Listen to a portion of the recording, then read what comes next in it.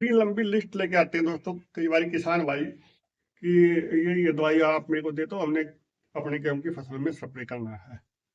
तो दोस्तों ये प्रभाव बहुत गलत प्रभाव पड़ रहा है। ये वीडियोज का है जो सोशल मीडिया पे आए हुए हैं।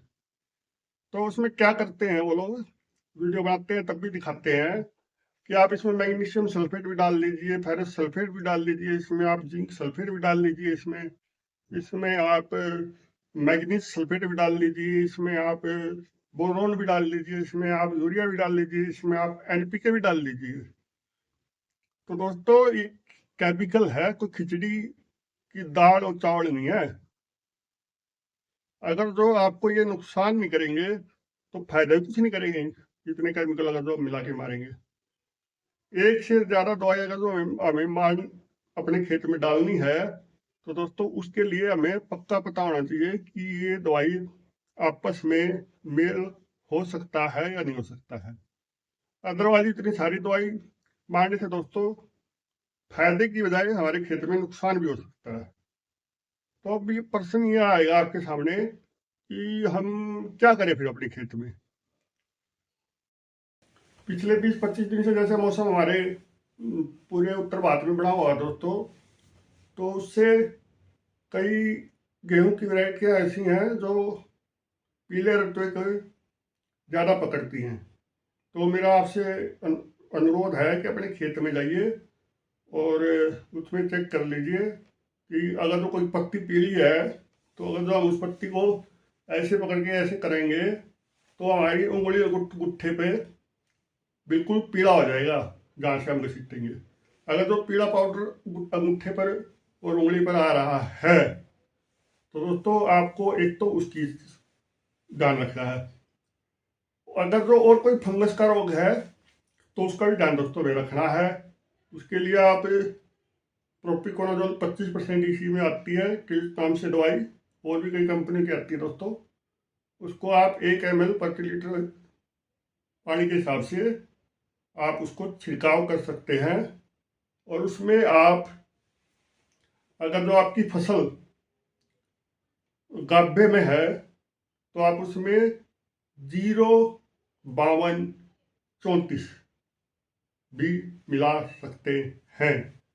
उसके बाद दोस्तों बोरोन, कई बार ये लगा हुआ बोरोन बोरोन बोरोन बोरोन, पागल हुए फिरे हैं भाई, बोरोन का स्प्रे करो, बोरोन का स्प्रे करो, बोरोन का स्प्रे करो।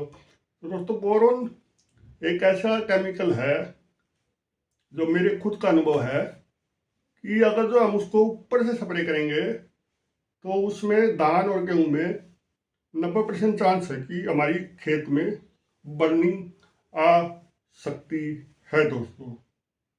अगर जो आपको बोरोन का ज़्यादा ही शौक है तो आप उसको आधा ग्राम प्रति लीटर पानी के हिसाब से लीजिएगा, यानी कि 50 ग्राम बोरोन 100 लीटर पानी में।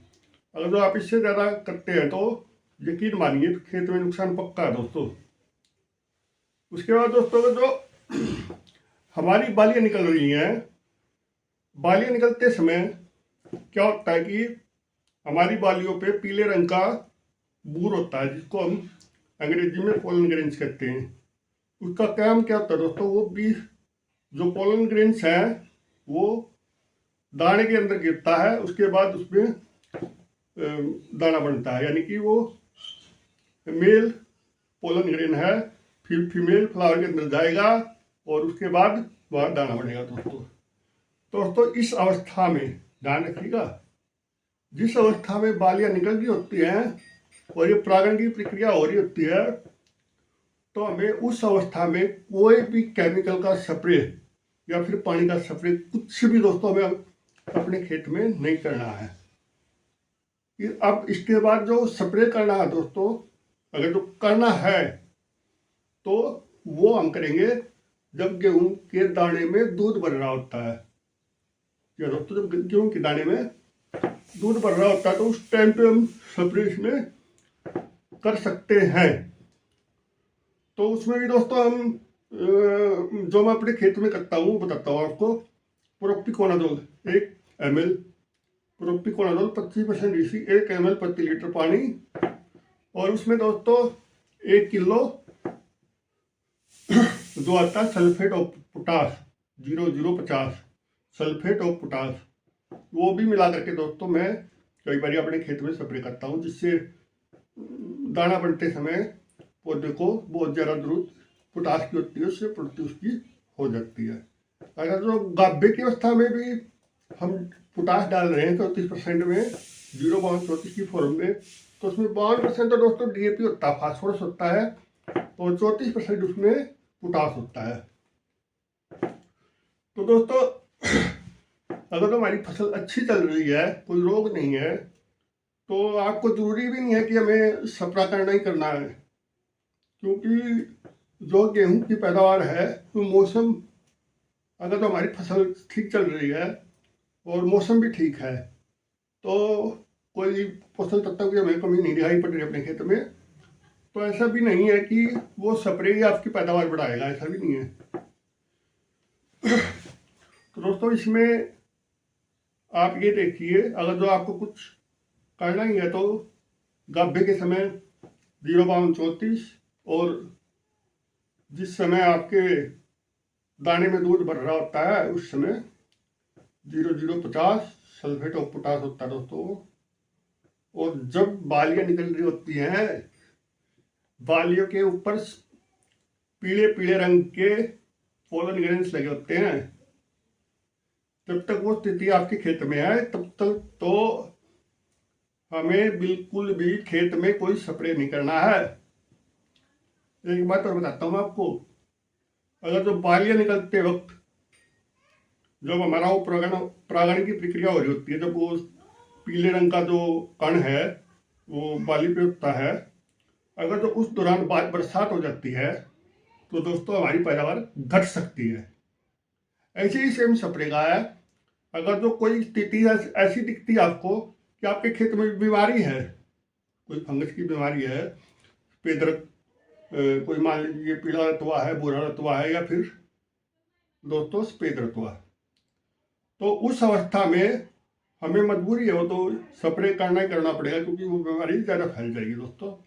तो इसलिए आप अपने खेत में सर्वप्रथम एक चीज़ का ध्यान रखिए कि हम अब जैसा मौसम पिछले 20 दिन से था, हमें जो अपनी पूरी सावधानी पीले रतुए से और जितने भी फंगस वाले रोग हैं उनसे दोस्तों अपनी फसल की करनी है।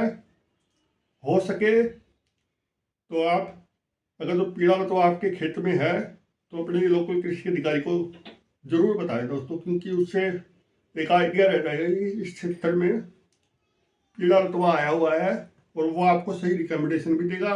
और दूसरा, जो आपके खेत में टीम भ्रमण के लिए आएगी, वो आसपास के खेतों को भी चेक करेगी, और दूसरे जो जितने भी किसान भाई हैं उनका भी आपके साथ साथ भला हो जाएगा दोस्तों, क्योंकि अब की बारी मौसम में पिछले 25 दिन से ज़्यादा नमी है, धूप कम निकली है, इसलिए फंगस वाले रोगों का ज़्यादा खतरा रहता है दोस्तों।